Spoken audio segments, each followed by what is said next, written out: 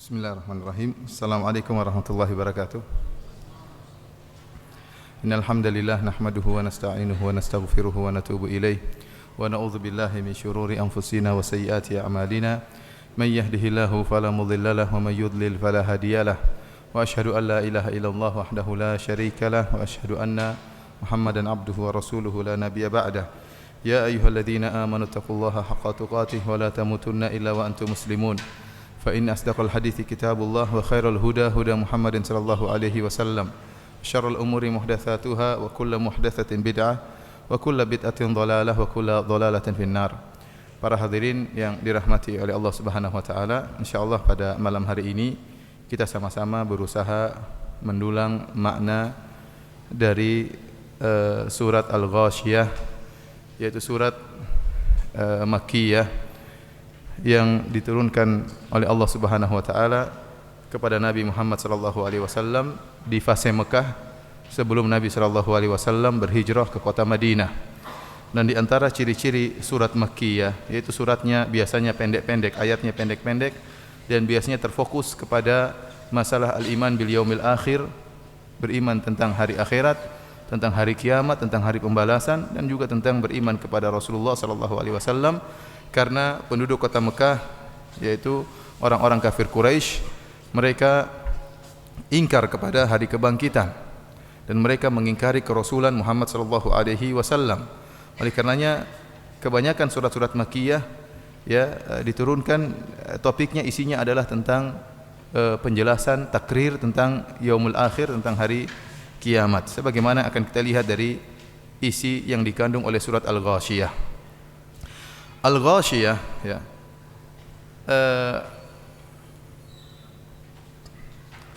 maknanya ada yang mengatakan bahwasanya Al-Ghasyiyah adalah salah satu nama dari nama-nama hari kiamat.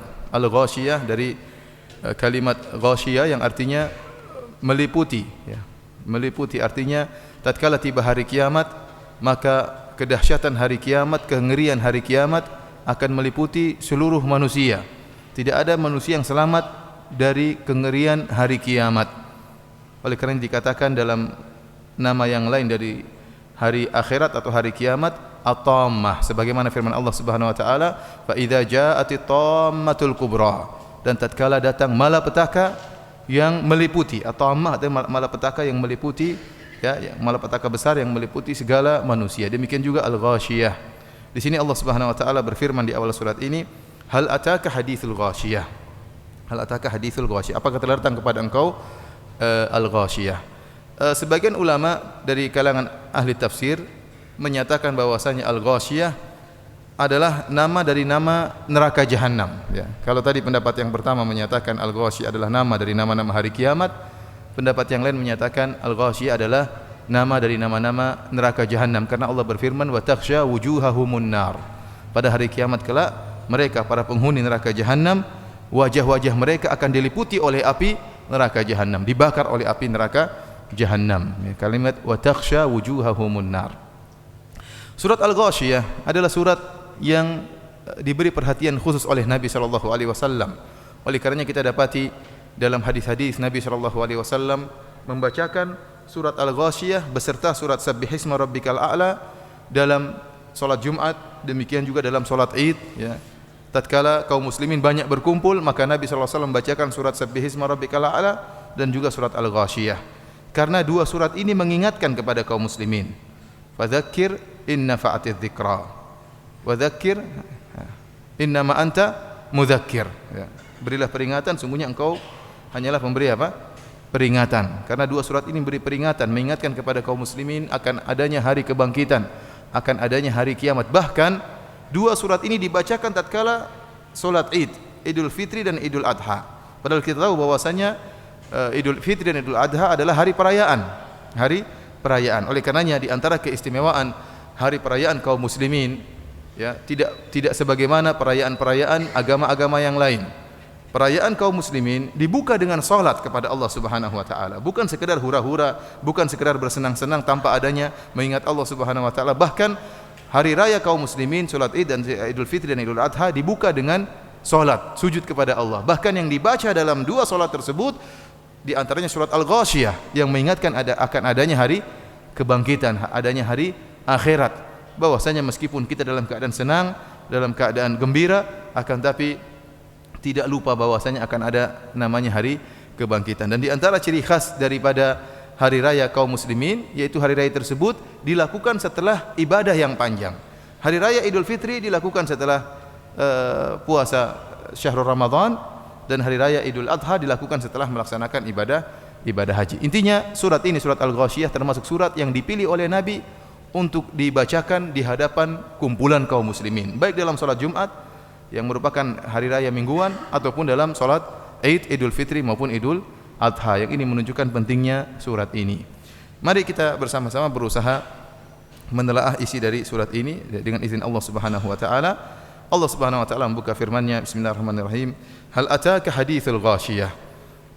Sudah datangkah kepadamu berita tentang hari pembalasan? Ya, Al-Ghasyiyah saya sebutkan tadi, ada khilaf di antara para ulama, atau ada dua pendapat di kalangan para ulama. Ada yang mengatakan Al-Ghasyiyah adalah salah satu dari nama-nama hari kiamat, dan nama-nama hari kiamat banyak ya yang menunjukkan dahsyatnya hari kiamat. Di antaranya Al-Ghasyiyah, yaitu bahwasanya kengerian hari kiamat akan meliputi semua manusia, menutupi semua manusia. Tidak ada yang selamat dari kengerian hari kiamat. Atau Al-Ghasyiyah, pendapat yang kedua, menyatakan adalah nama dari neraka, karena neraka jahanam akan membakar wajah-wajah manusia. Kemudian Allah Subhanahu wa taala berfirman, wujuhu yauma idzin khashi'ah. Di awal surat ini Allah menyebutkan tentang nasib orang-orang yang dibakar oleh Allah atau masuk dalam neraka jahanam. Kemudian setelahnya Allah akan menyebutkan tentang orang-orang yang masuk dalam surga. Yang pertama tentang mereka-mereka yang dimasukkan dalam neraka jahanam. Kata Allah, wujuhu yauma idzin khashi'ah. Banyak wajah-wajah pada hari itu tunduk dan terhina. Tunduk dan terhina. Ya, ini orang-orang kafir yang mereka ya dihinakan oleh Allah pada hari tersebut dalam keadaan ketakutan. Dan kata para ulama, al jaza min jinsil amal, balasan sesuai dengan perbuatan ya mereka tatkala di dunia. Mereka tidak pernah merasa takut kepada hari akhirat. Mereka tidak pernah merasa takut kepada hari kiamat. Mereka tidak pernah merasa takut kepada Allah. Mereka tidak pernah khusyuk dalam salat mereka, tidak pernah beribadah kepada Allah Subhanahu wa taala. Innahu kana fi ahlihi masrura, kata Allah Subhanahu wa taala dalam ayat yang lain, orang kafir fi ahlihi masrura, mereka bergembira, senantiasa bergembira dalam kehidupan mereka. Senang-senang, bersenang-senang, berfoya-foya, menghabiskan waktu mereka, menghabiskan harta mereka. Tidak terbetik dalam benak mereka akan ada hari kiamat. Tidak terbetik dalam benak mereka bahwasanya mereka akan disidang oleh Allah Subhanahu wa taala, akan dibangkitkan dan disidang, akan diberi balasan oleh Allah Subhanahu wa taala. Karenanya tatkala mereka tidak pernah terhina, tidak pernah menghinakan diri mereka di hadapan Allah tatkala di dunia, maka mereka akan dihinakan oleh Allah pada hari kiamat. Berbeda dengan kaum mukminin.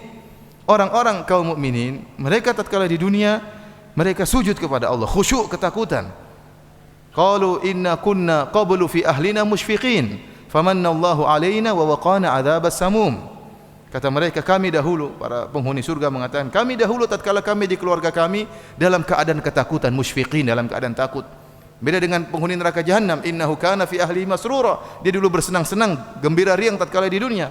Hendak penghuni surga tidak, waktu di dunia kunna qablu fi ahlina musyfiqin, kami ketakutan. Hidup dengan penuh kekhawatiran tentang adanya hari kiamat, selalu terbayangkan akan adanya hari kebangkitan, ada harinya persidangan, sehingga mereka pun khusyuk, sujud kepada Allah Subhanahu wa taala, tunduk kepada Allah Subhanahu wa taala. Maka di akhirat kelak mereka akan dihilangkan dari ketakutan ini semua. Mereka akan dihilangkan dari kehinaan, karena di dunia mereka telah menghinakan diri mereka untuk sujud kepada Allah Subhanahu wa taala. Kemudian kata Allah Subhanahu wa taala tentang mereka, amilatun nasibah.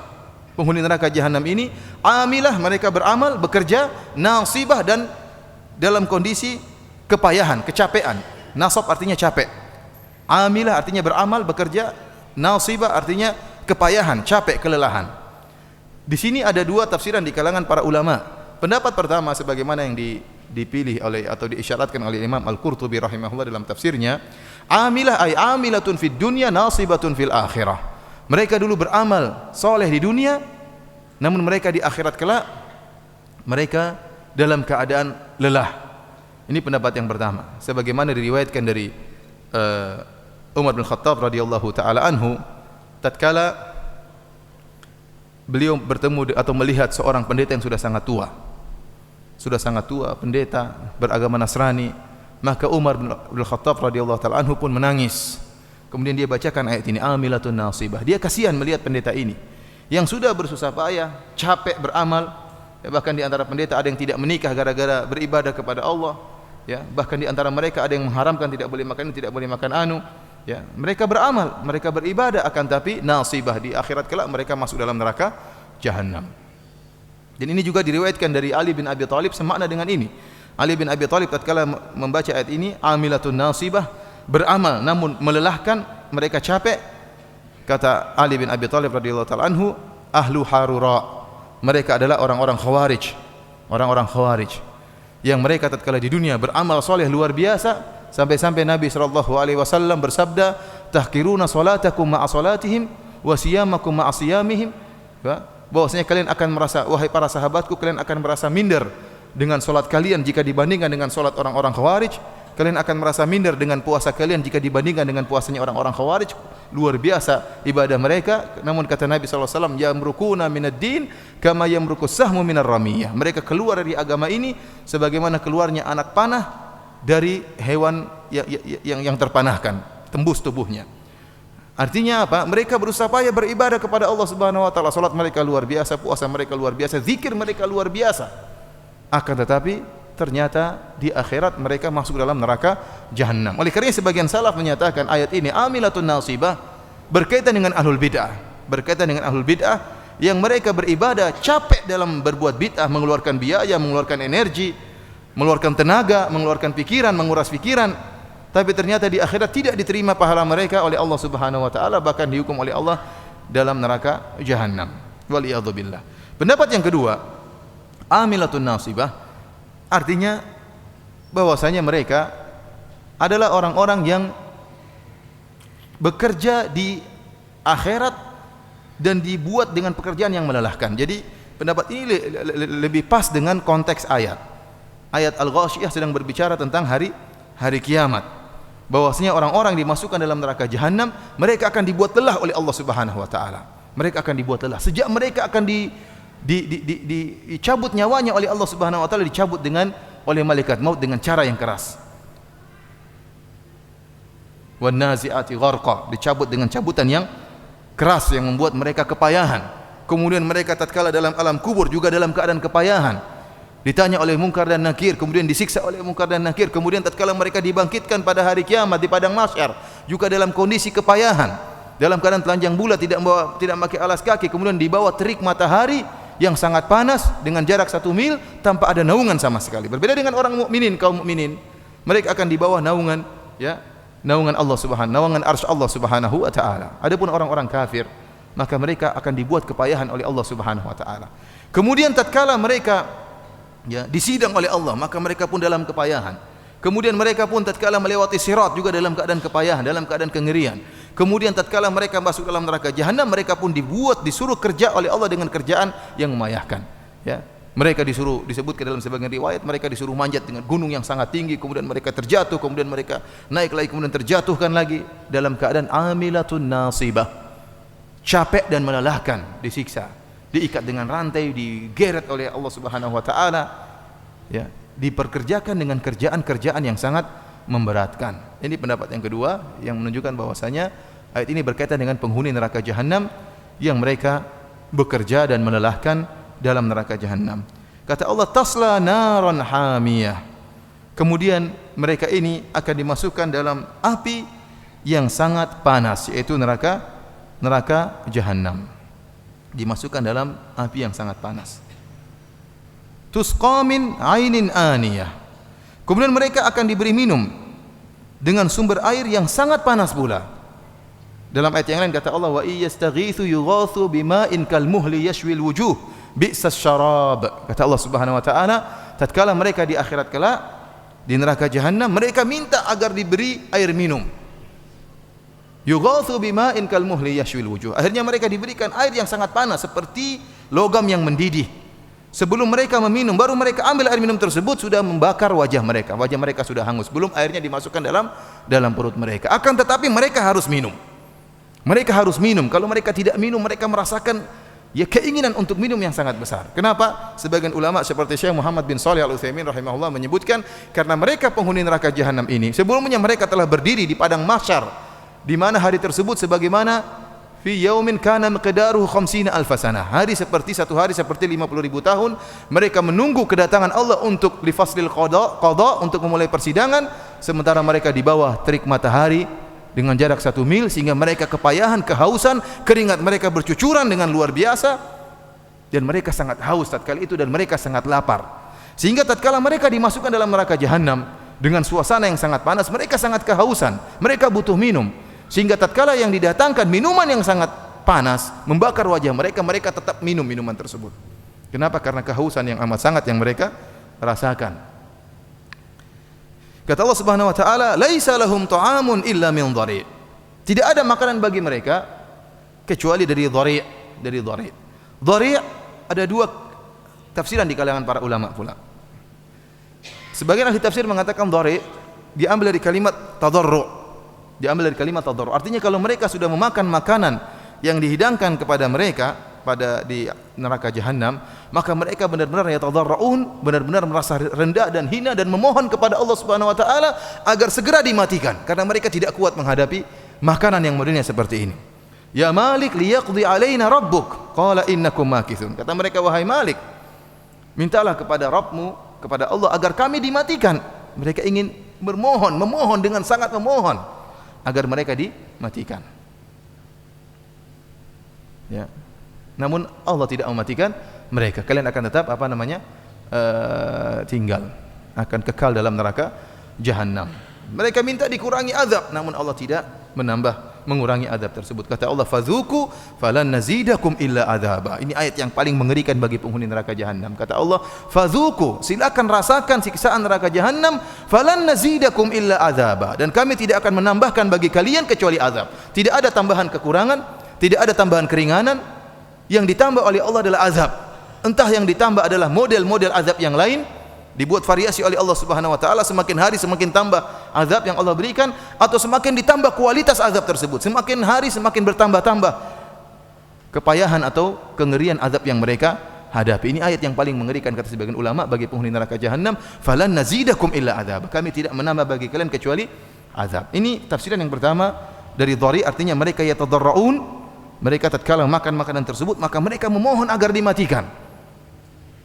Tafsiran yang kedua yang disebut oleh ahli tafsir, dhari adalah diambil dari suatu syajarah ma'rufah, jenis tumbuhan yang ma'ruf di kalangan ahlul Hijaz yang disebut dengan shibrik. Ya, tumbuhan tersebut tumbuhan berduri.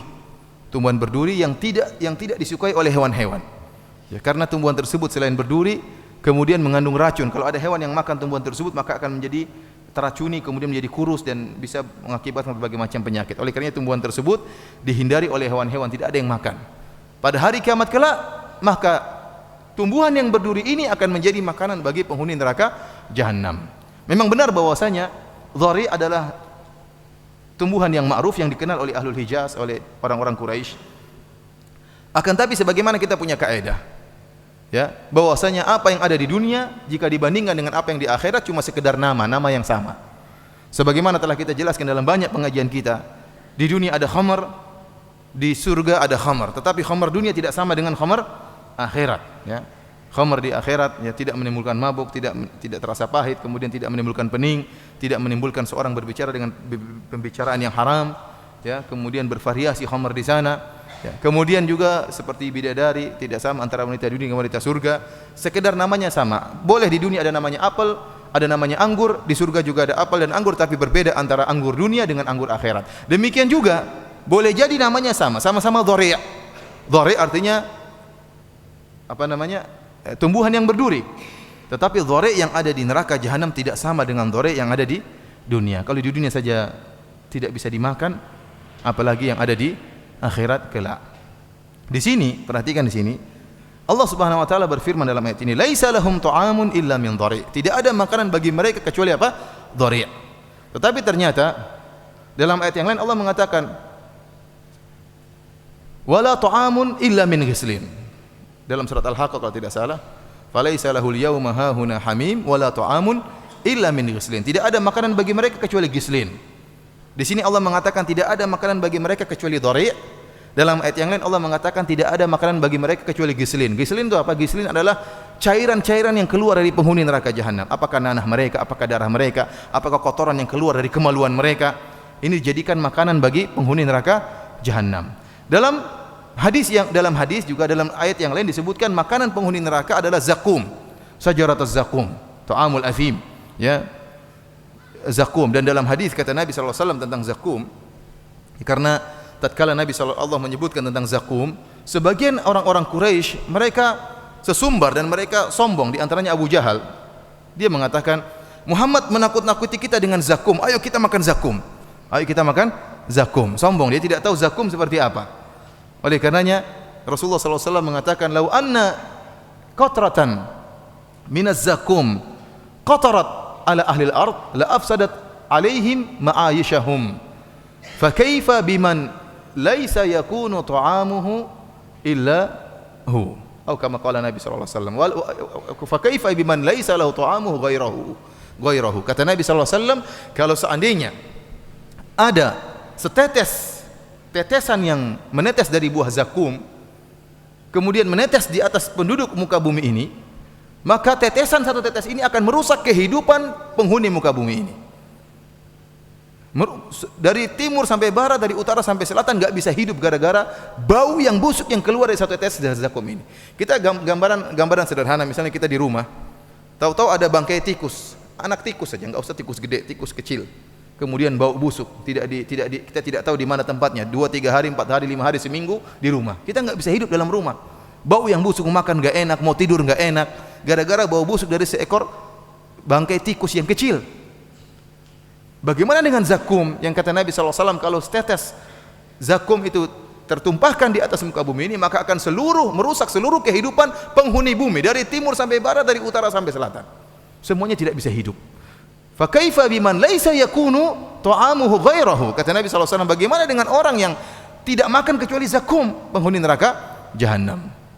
Dari sini kita dapati, dan ini disebutkan oleh Al-Imam Al-Qurtubi rahimahullah dalam tafsirnya, bahwasanya Allah menyebutkan dalam ayat tidak ada makanan bagi penghuni neraka jahanam kecuali dhari'. Tadi pohon berduri atau buah berduri. Dalam ayat yang lain ghislin. Dalam ayat yang lain apa? Zakum. Bagaimana mengkompromikan tentang 3 ayat ini? Maka Al-Imam Al-Qurtubi mengatakan bahwasanya bisa jadi, ya, ada tingkatan dari penghuni neraka jahanam yang makanannya dhari' saja, dan ada penghuni neraka jahanam yang makanannya ghislin saja, dan ada penghuni neraka jahanam yang makanannya cuma apa? Zakum. Karena kita tahu bahwasanya sebagaimana surga darajat, surga bertingkat-tingkat, an-nar juga darakat, nar juga, neraka jahanam juga bertingkat-tingkat. Ada yang makanan cuma zakum, ada yang makanan cuma dhari', ada yang makanan cuma apa? Ghislin. Ada yang mengatakan mereka pada suatu waktu tidak ada makanan kecuali dhari'. Mungkin makan paginya dhari', makan siangnya ghislin, makan sorenya apa? Zakum. Mungkin kira-kira gambaran seperti itu. Tetapi ada makan malamnya enggak? Di akhirat tidak ada malam. Di akhirat tidak ada malam. Artinya terkadang mereka mencari makanan, tidak ada makanan kecuali apa? Dhari', dan mereka harus makan karena mereka kelaparan. Ya. Sebagaimana air tadi yang sangat haus, mereka harus minum. Kata Allah, faqatta'a am'a'ahum. Tatkala mereka minum air yang begitu panas, maka akan mencabik-cabik, merusak, memotong-motong usus mereka, tapi mereka harus minum. Demikian juga bagaimana buah berduri yang harus mereka makan. Mereka lapar tapi harus diisi. Akhirnya mereka makan, ya. Mereka makan seperti itu. Sebagai ibarat orang yang kesakitan dan dia harus diamputasi, ya. Kalau tidak diamputasi, semakin dia tahu diamputasi sakit, tapi kalau tidak diamputasi lebih parah, maka dia pun tetap mengamputasi tubuhnya meskipun kesakitan. Ini seperti itu kondisinya. Dia harus makan dan dia harus minum, meskipun makanan dan minuman yang dihidangkan akan merusak dan menghancurkan mereka. Kata Allah, la yusminu wa la yughni min ju'. Makanan tersebut tidak akan menggemukkan dan tidak akan pula menghilangkan rasa lapar. Setelah Allah menyebutkan tentang penghuni neraka jahanam, ini di antara thariqatul Quran, Allah menyebutkan tentang penghuni neraka jahanam, Allah kemudian menyebutkan tentang penghuni surga. Kata Allah, wujuhu yawma idzin na'imah. Tentang penghuni surga. Pada hari tersebut nampak wajah-wajah yang berseri-seri, ceria, gembira. Nampak kesenangan dalam tertampakkan pada wajah-wajah mereka. Dan orang kita bisa lihat bahwasanya kalau orang gembira hatinya, maka akan nampak apa di wajahnya. Wajah itu mengisyaratkan, mengungkapkan apa yang di hati. Oleh karenanya Allah mengambil cukup wajah-wajah. Wujuhu yauma idzin na'imah, wajah-wajah yang berseri-seri pada hari tersebut dengan penuh kegembiraan. Li sa'yiha radiyah, merasa senang dengan usahanya, dia gembira. Selama ini dia beribadah kepada Allah, selama ini dia bersedekah, baca Quran, sujud, puasa, ya, menyambung silaturahmi, segala kegiatan ibadah dia lakukan, maka dia akan melihat hasilnya dan dia ridha dengan ganjaran yang Allah berikan kepadanya. Kata Allah, fi jannatin 'aliyah, berada di atas surga yang tinggi. La tasma'u fiha laghiyah, engkau tidak akan mendengar di surga tersebut ada perkataan yang sia-sia. Ya, penghuni surga, perkataan mereka semuanya indah di antara mereka. Tidak ada perkataan yang menyinggung, tidak ada perkataan yang nyelekit. Kita tahu kita di penduduk dunia terkadang kita ngobrol sama saudara kita, sama-sama ngaji, tapi perkataannya nyelekit. Terkadang perkataannya menyinggung perasaan kita, ya, membuat suasana jadi tidak enak, ya. Apalagi perkataan dusta, apalagi perkataan batil, maka tidak terdengar di surga. Seluruhnya perkataan yang menyenangkan, seluruhnya perkataan yang keluar dari penghuni surga menenteramkan hati. Maka Allah mengatakan, la tasma'u fiha laghiyah, engkau tidak akan mendengar perkataan sia-sia, ya, di surga. Fiha ainun jariyah, di surga ada mata air yang mengalir, ya. Tentu tidak sama dengan mata air yang di dunia, ya. Sungai tidak sama dengan sungai di dunia. Tentunya ini pembahasan yang panjang tentang kenikmatan surga. Kemudian kata Allah, fiha sururum marfu'ah, dan di atas di surga tersebut ada singgah-singgah sana yang ditinggikan, ada dipan-dipan yang ditinggikan. Wa akwabum mawdu'ah, dan ada gelas-gelas yang terletak di dekatnya. Jadi Allah mengatakan wa akwab mawdu'ah, jadi gelas-gelas yang terletakkan. Artinya apa? Seorang tatkala ingin mengambil kenikmatan di surga tidak perlu lelah. Gelas-gelas sudah di dekat dia sendiri, tidak perlu dia jalan 2 meter untuk mengambil gelas, tiba-tiba sudah ada dekat dia. Makanya Allah mengatakan, yatufu alaihim ghilmanun mukhalladun, akan berputar-putar sekeliling mereka para pelayan-pelayan. Dia tidak perlu lelah dalam mengambil kenikmatan yang di surga. Semuanya telah tersediakan. Bahkan gelas-gelas mawdu'ah, terletakkan dekat dia, tidak perlu dia berjalan, tidak perlu dia nunjuk-nunjuk, dia tiba-tiba apa yang dia hasratkan berada di dekat dia. Wa namariqu masfufah, dan bantal-bantal sandaran, wasaid, namarik dari numruk artinya wisada, wasaid bantal-bantal sandaran-sandaran yang tersusun. Jadi dia duduk di sambil sandaran-sandaran. Jadi kenikmatan yang ada di surga, keindahan yang ada di surga tersusun secara rapi. Kata Allah, masfufah, tersusun. Bukan keindahan yang amburadul, peraturan di rumah amburadul, bantal berhamburan, permadani berhamburan, tidak. Tetapi bahkan bantal-bantal Allah sebutkan diatur rapi dalam surga. Jadi surga sangat indah. Wa zarabiyyu mabthutha, dan permadani-permadani yang terhamparkan, di mana dia hendak duduk maka ada permadani yang tergelarkan siap untuk dia duduki. Ini Allah menjelaskan tentang para penghuni surga. Dan inilah thariqatul Quran, menjamak antara takhwif dan tabsyir, menjamak antara inzar dan bisyarah, antara memberi peringatan dan memberi kabar gembira. Dan hendaknya seorang dai pun demikian. Jangan sampai seorang dai hanya nakut-nakutin saja. Hati-hati kamu, nanti masuk neraka jahanam, nanti begini, syirik bid'ah, enggak pernah bahas yang tentang surga bidadari, enggak pernah, lupa dia. Ini salah seperti ini. Akhirnya orang ketakutan terus, waduh. Enggak ada harapan seakan-akan. Demikian juga sebaliknya. Jangan menggampangkan Islam, seakan-akan Islam itu gampang, semuanya masuk surga. Surga itu luas. Sama kita satu dunia enggak cukup masuk surga. Masa ada yang masuk neraka? Akhirnya memberi gambaran seakan-akan lakukan apa saja maka kalian akan masuk surga. Ini pun salah. Tetapi Islam adalah basyirun wa nadhir. Nabi sallallahu alaihi wasallam adalah memberi kabar gembira dan juga memberi peringatan. Setelah itu Allah Subhanahu wa taala mengajak orang-orang kafir Quraisy, orang-orang Arab Badui untuk merenungkan tentang keagungan Allah Subhanahu wa taala, keagungan ciptaan-ciptaan makhluk-makhluk Allah Subhanahu wa taala. Allah mulai dengan firman-Nya, "Afala yanzuruna ilal ibili kaifa khuliqat?" Apakah mereka tidak melihat bagaimana unta diciptakan? Ya. Syuraih Al-Qadhi tatkala membaca ini mengatakan, "Hayya ukhruj bina nanzur ilal ibili kaifa khuliqat." Ayo kita keluar, kita pergi ke unta-unta, kita melihat bagaimana penciptaan onta, bagaimana onta diciptakan.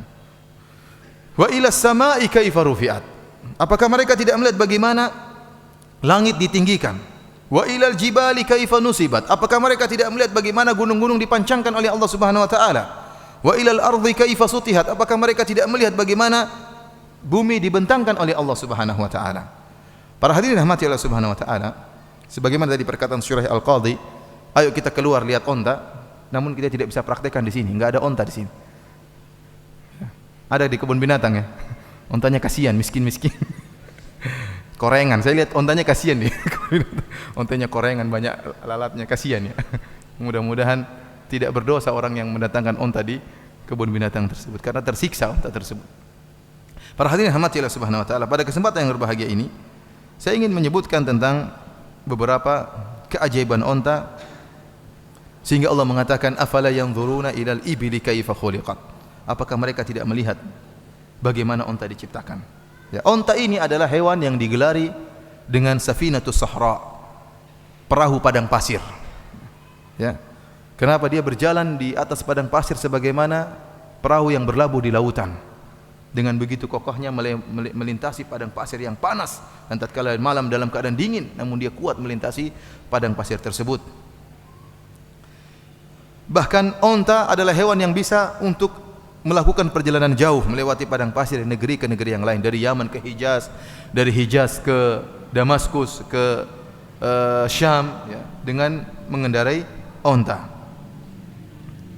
Dan onta, ya, sebagaimana perkataan Syekhul Islam Ibnu Taimiyah dalam kitabnya Bayan Talbisil Jahmiyah, adalah satu-satunya hewan yang mengumpulkan 3 kegunaan, dan ini tidak terdapat dalam hewan-hewan yang lain. Onta adalah satu-satunya hewan yang mengumpulkan 3 kegunaan. 3 kegunaan tersebut apa saja? Yaitu susunya diminum, yuhlab minha, diminum susunya. Kemudian kegunaan yang kedua, dagingnya dimakan, dagingnya santapan yang disenangi.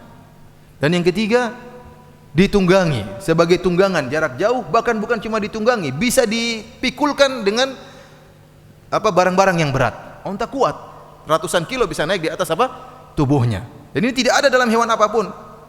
Antum cari sapi, sapi susunya bisa diminum, dagingnya bisa dimakan, tapi nggak bisa ditunggangi. Ya, sapi mau nggak ditunggang, mau ditunggangi. Ya.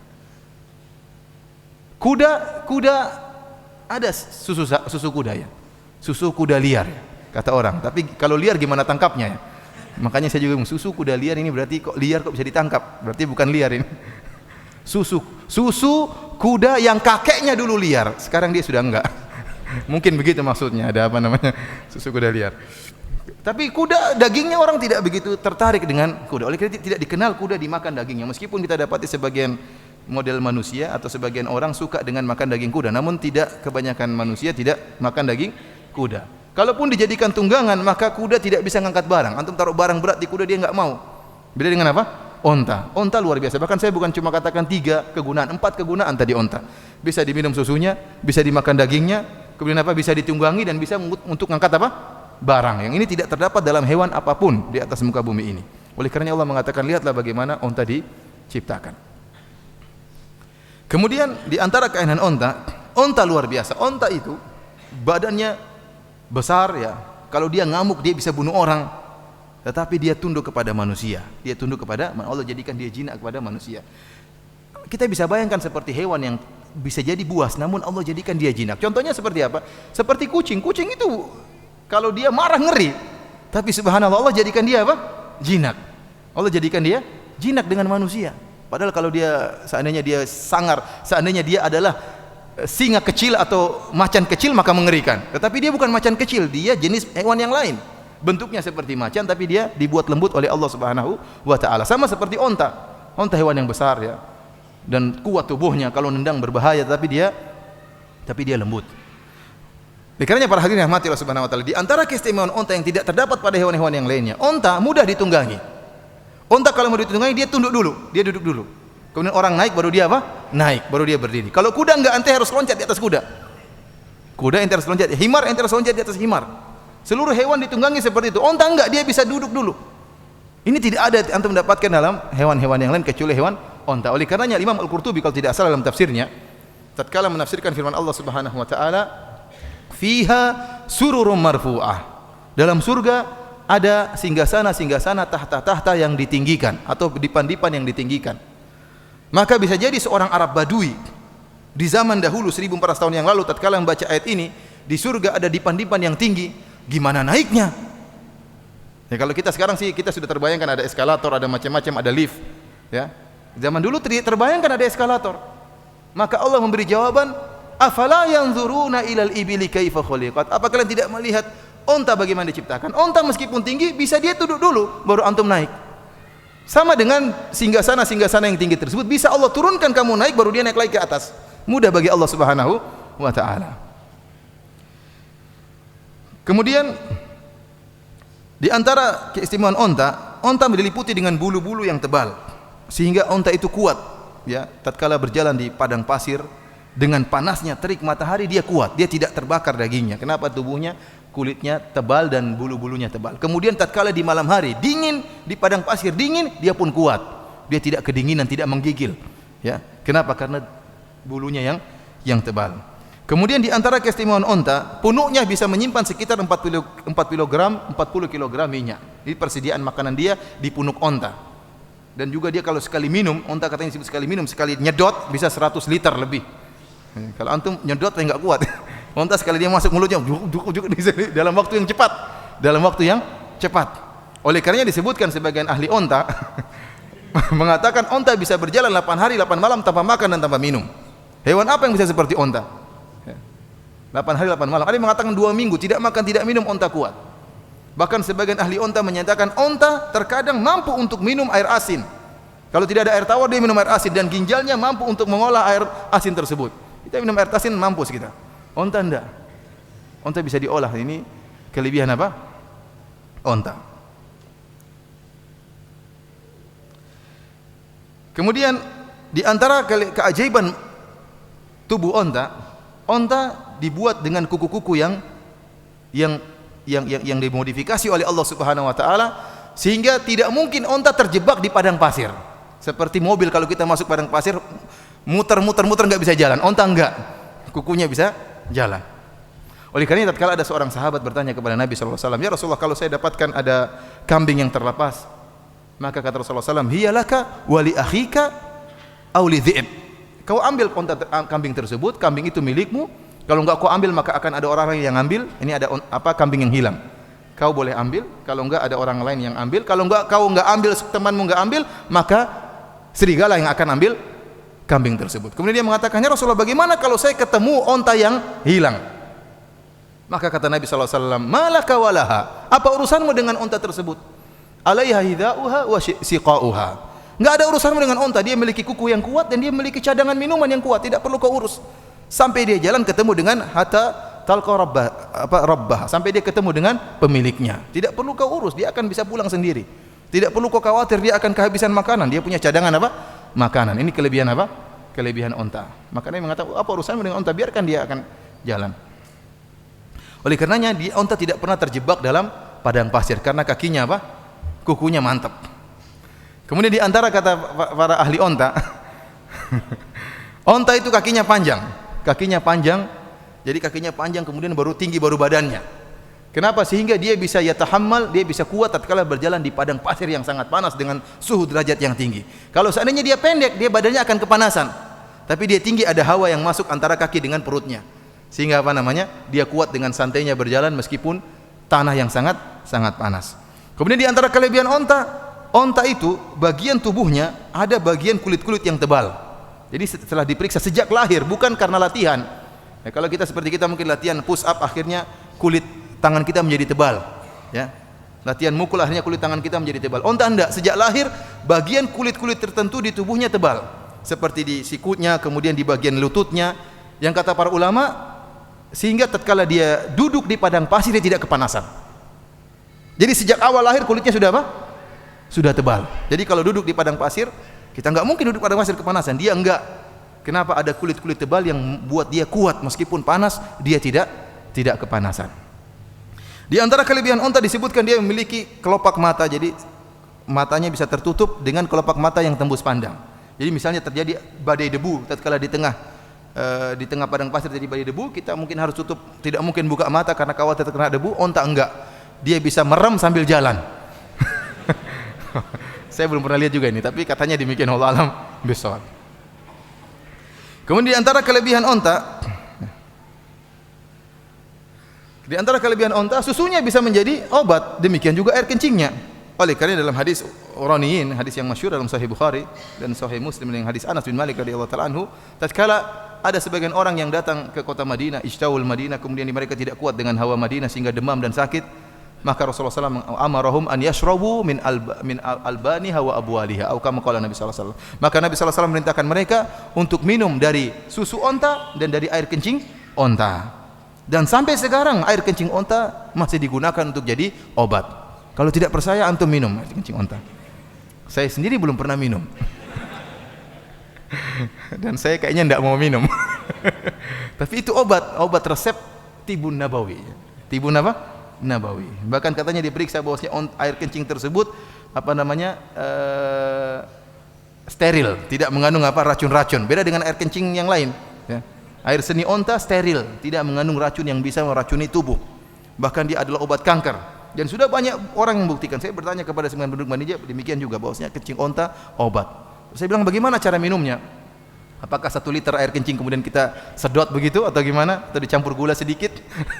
Atau dicampur sirup atau bagaimana? Dia bilang enggak, jadi minum saja. Jadi caranya, jadi ngambil misalnya air susunya 1 gelas, terus diambil dengan setengah gelas teh misalnya, atau 3 sendok kencing, dicampur baru diminum. Jadi bukan air minumnya diteguk gitu, enggak ya. Bukan air kencingnya diteguk, tapi dicampur dengan apa? Dengan air susu. Allah alam bagaimana. Saya lihat berbagai macam metode, saya baca di internet berbagai macam metode minum air kencing onta. Tapi harus ada caranya, bukan asal sedot ya.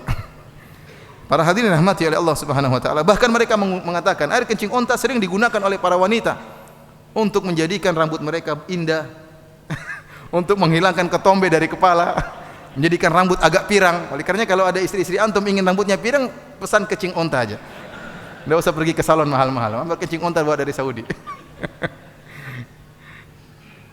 Para hadirin rahmati Allah Subhanahu wa taala, di antara hal yang menakjubkan dari onta, kenapa onta kuat mengangkat barang ratusan kilo di atas tubuhnya? Padahal dia duduk dulu. Antum kalau kuda disuruh duduk taruh barang, dia enggak bakalan bisa berdiri lagi, tewas.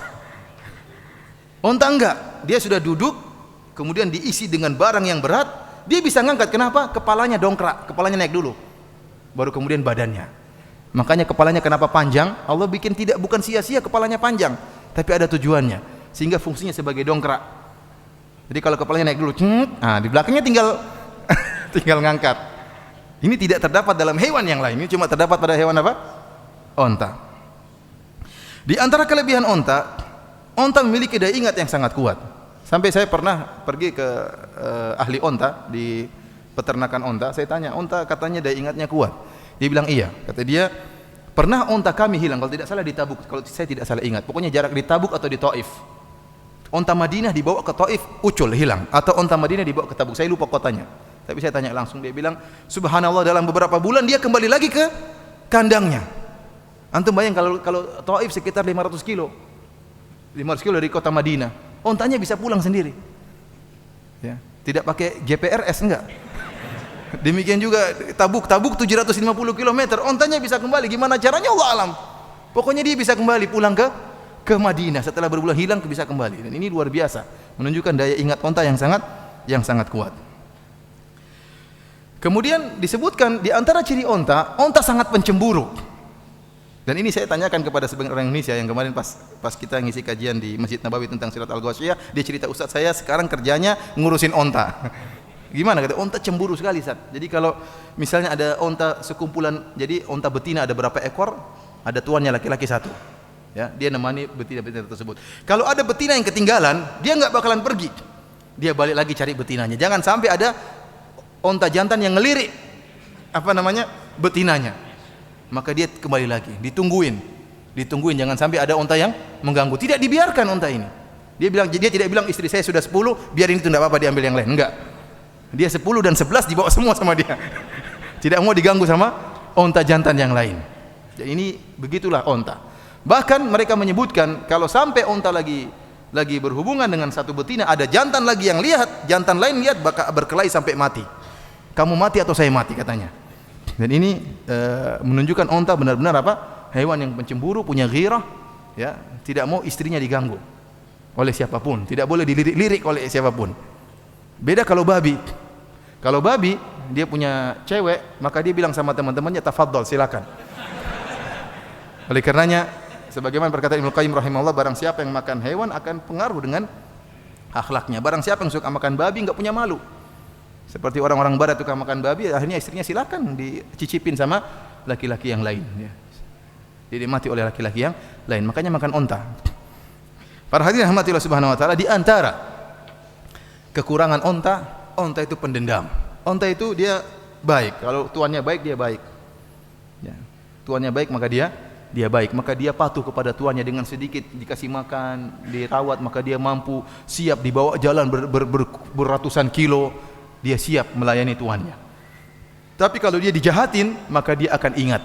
Dan berapa kali terjadi kasus, ya, orang meninggal gara-gara dibunuh oleh onta. Ini terjadi, saya baca di koran-koran beberapa kali terjadi, ya. Bahkan saya pernah lihat potongan klip video yang bagaimana onta ngamuk, manusia dibunuh, ya. Karena dia jengkel sama apa? Dia pendendam. Sampai disebutkan ada sebuah cerita ini apa namanya, tersebar. Jadi suatu saat pemilik onta dia mukulin onta dengan pukulan yang keras, atau dia berbuat kesalahan terhadap onta. Maka onta pun memandang dia dengan pandangan yang lain. Maka sang pemilik onta sadar, onta ini sedang marah sama saya dan dia pasti akan ngamuk sama saya. Maka pada malam tersebut sang pemilik onta merasa dia akan diserang sama onta. Maka dia pun menyusun batu, kemudian dia bawa seperti bantal-bantal, kemudian dia kasih selimut seakan-akan dia sedang tidur. Dan dia ngintip ontanya, apa yang akan dilakukan oleh ontanya. Ternyata ontanya benar, ontanya keluar cari dia, pergi menuju kemahnya. Begitu sampai di tempat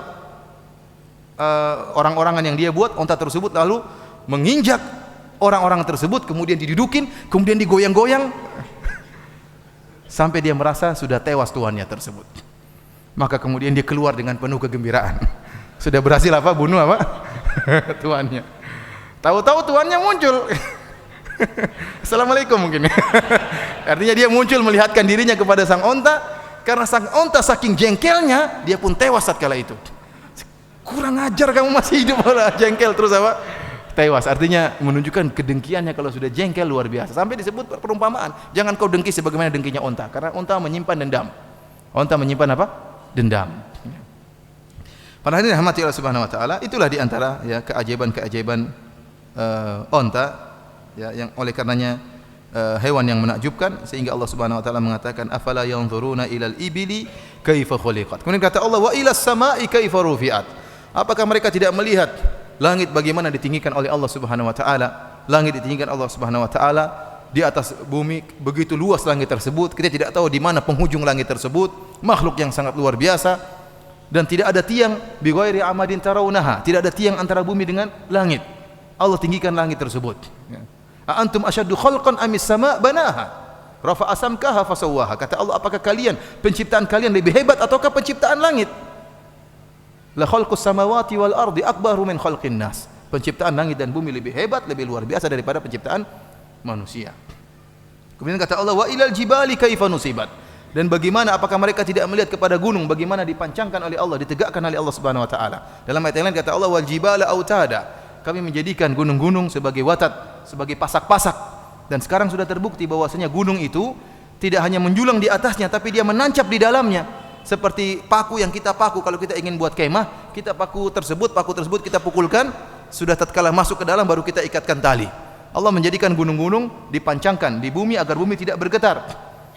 Dengan dipancangkan, bukan sekedar gundukan tanah atau gundukan batu, bahkan menancap, menjulang dalam apa? Dalam tanah. Kaifa nusibat, bagaimana dipancangkan oleh Allah Subhanahu wa taala. Wa ilal ardi kaifa sutihat, dan bagaimana bumi dibentangkan oleh Allah Subhanahu wa taala sehingga mudah untuk kita lalui, mudah untuk kita lewati, mudah untuk kita bercocok tanam untuk mencari nafkah di atas bumi tersebut. Kata sebagian ahli tafsir, ayat ini cocok untuk seorang Arab Badui yang di zaman tersebut yang sedang naik onta.